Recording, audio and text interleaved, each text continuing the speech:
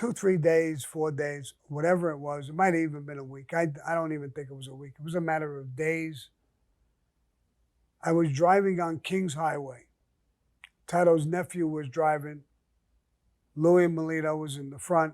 I was in the back, more or less, with my leg stretched out. And I was talking about it.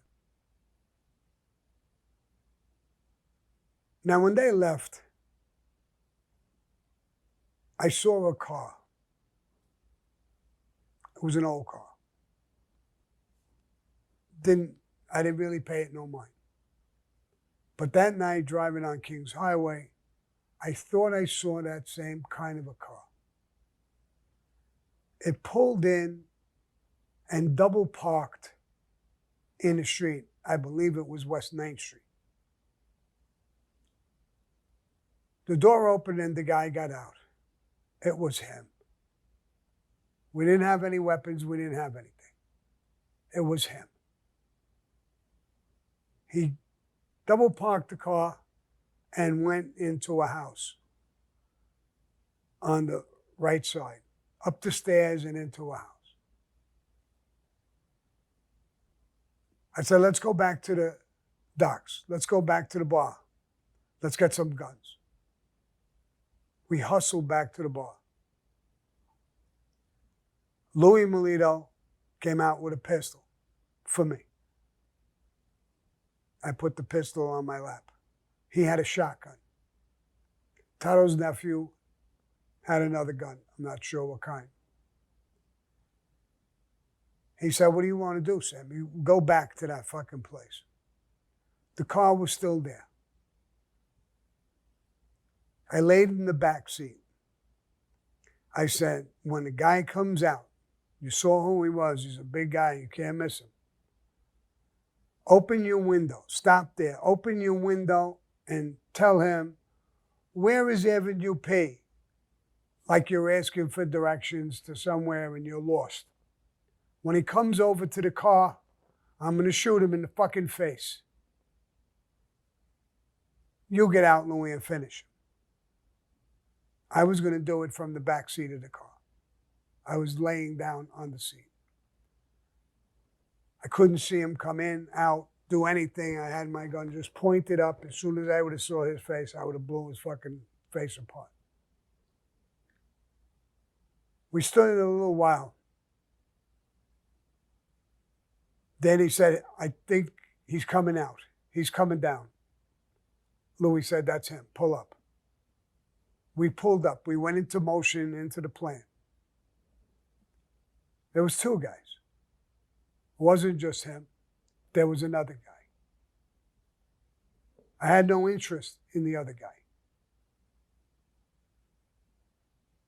When we pulled up, Louis rolled down the window and just about, you know where, and Aldo took off like a rocket. Obviously, he must have been told that guys, you beat him up, was a made guy. But anyway, let's get back to it. He started running. Louis Melito got out and threw a shot with the shotgun. He hit him. But the only thing is, it wasn't loaded with 00 Buck Magnum. It was loaded with birdshot. Guys must have took it up on the roof and shot pigeons with it or whatever, and it wasn't loaded the right way. He staggered a little bit, but kept running. Then he yelled out, you're back, Louis, you're back. The other guy ran at Louis. I couldn't get a position to shoot him. I wanted to protect the shooter, Louis. This guy was going at him. Louis turned. A matter of a foot or 2 away, they almost looked at each other face to face, and Louis shot him in the chest, and he went down.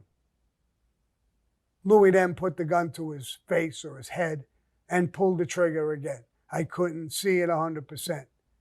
His body was in the street. I wasn't interested in him before or after. He wasn't a target. I have no idea why he ran at a shooter, a guy shooting at another guy. I'm not sure if he was on drugs, just completely lost his mind. I don't know what his thing was, but I had no interest in it at that point. Louis jumped back in the car. I told Danny, shoot around the fucking avenue. He's hit. Maybe he'll collapse a half a block away, and then we're going to finish him. We heard the same thing. Our neighborhood, when there was things, there was always cops.